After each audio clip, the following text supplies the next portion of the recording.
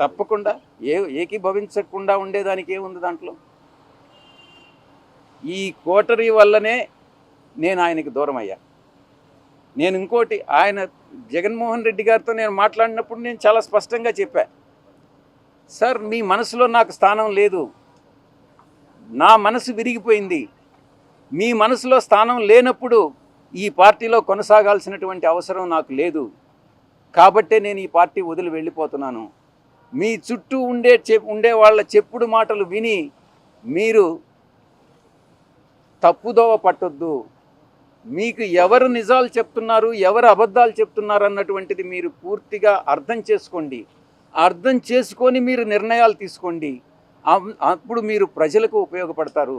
మీరు నాయకులు, అధినాయకులు, ముఖ్యమంత్రిగా 5 సంవత్సరాలు పనిచేసినటువంటి అనుభవం ఉంది. భవిష్యత్తులో కూడా మీరు ఇంకా ప్రజలకు సేవ చేయాలి. కాబట్టి ఈ చుట్టూ ఉండేటటువంటి వాళ్ళ మాటలు వినవద్దు అని నేను ఫోన్లో మాట్లాడినప్పుడు లండన్కి నేను చాలా స్పష్టంగా చెప్పాను. నా మనసు విరిగిపోయింది కాబట్టే నేను పార్టీ నుంచి బయట వచ్చాను. రాజకీయాలను చేశారు, జగన్ గారే ఉండమని చెప్పారు. కానీ విరిగిన మనసు అతకదు కాబట్టి నేను పార్టీ నుంచి వెళ్ళిపోయాను.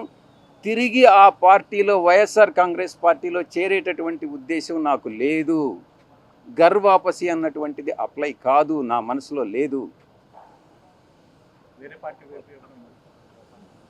మీరేమన్నా రికమెండ్ చేస్తున్నారా?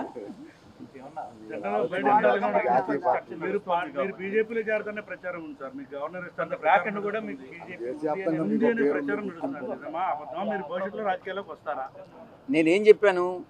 నేను వ్యవసాయం చేసుకుంటానని చెప్పాను. వ్యవసాయం చేసుకుంటున్నాను. దాని మీద కూడా మీరు పత్రికల వాళ్ళు చాలా కామెంట్స్ చేసినారు.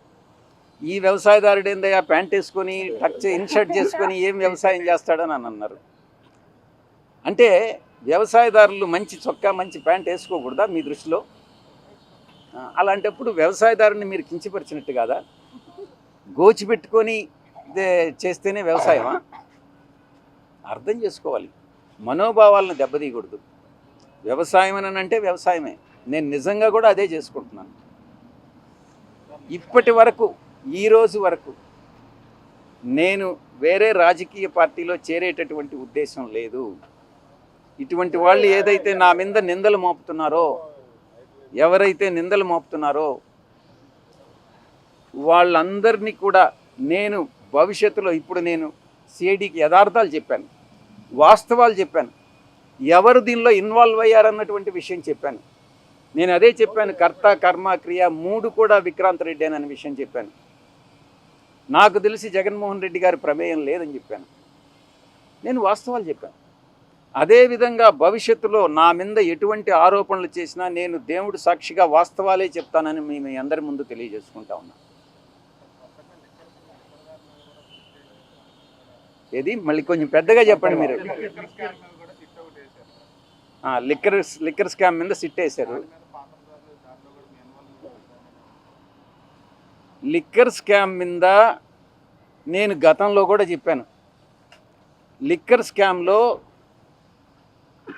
పాత్రధారి, సూత్రధారి, కర్త కర్మ క్రియ అన్నీ కూడా కసిరెడ్డి రాజశేఖర రెడ్డేను అన్నటువంటి విషయాన్ని చాలా స్పష్టంగా చెప్పా. మరిన్ని వివరాలు భవిష్యత్తులో నేను చెప్పాల్సి వస్తే చెప్తా. కానీ ఇప్పుడు అంటే ఇంతకాలంలో ఎప్పుడు ఈ సబ్జెక్ట్లో మాట్లాడని సాయిరెడ్డి గారు ఇప్పుడు సడన్గా పాత విషయాలు కూడా తెర మీదకి చెప్పే ప్రయత్నం జరుగుతుంది. దానివల్ల మీకు ఏమైనా ఇబ్బంది కలగదా? అంటే ఏ పత్రిక నుంచి? ఆర్టీవీ. మీరేమన్నా నన్ను ఉరేస్తారా? లేదంటే కొడతారా, చంపేస్తారా? చెప్పండి. ఆర్టీవీ రవిప్రకాష్ కదా, రవిప్రకాష్ ఏమన్నా ఉరేసేస్తాడా నన్ను? అయితే భయం ఎందుకు? భయము అనేటటువంటిది ఈ బ్లడ్లోనే లేదు. భక్తి అనేదే ఉండింది, ఇప్పుడు కూడా ఉంది. భక్తి ఇంతకుముందు నాయకుడి మీద ఉండింది, ప్రేమ ఉండింది. కానీ ఇప్పుడు ఓన్లీ దేవుడి మీదనే ఉంది, వెంకటేశ్వర స్వామి మీద. ఎందుకనంటే మనసు విరిగిపోయింది. అన్ని కష్టాలకి ఓర్చుకొని నాకు ఇన్ని పదవులు ఇచ్చాడు, నేను కాదనలా. కానీ అవమానాలు, నేను పడ్డ కష్టాలు అన్నీ కూడా ఒక్కసారి తలుచుకుంటే మనసు విరిగిపోయే బయట వెళ్ళిపోయాను. వ్యవసాయం so many years you are both are together కదా. చాలా కష్టాల్లో ఉన్నప్పుడు మీరు దగ్గరుండి చాలా అన్నీ చూసినాం, అంటే అతనికి తెలుసు. కానీ ఇప్పుడు ఏదో చిన్న చిన్న ఇష్యూలతో మనసు విరిగిపోయిందని. జీవిత భాగస్వాములే విడాకులు తీసుకొని వెళ్ళిపోతున్నారు. మీ సంగతి ఏదో నాకు తెలీదు. ఇంకా నేను ఇన్ని తరాలుగా ఉండింది, కాస్త 3 తరాలుగా ఉండా, నేను కాదనలా. కానీ ఆత్మ గౌరవం, ఆత్మవిశ్వాసం 2 ముఖ్యం.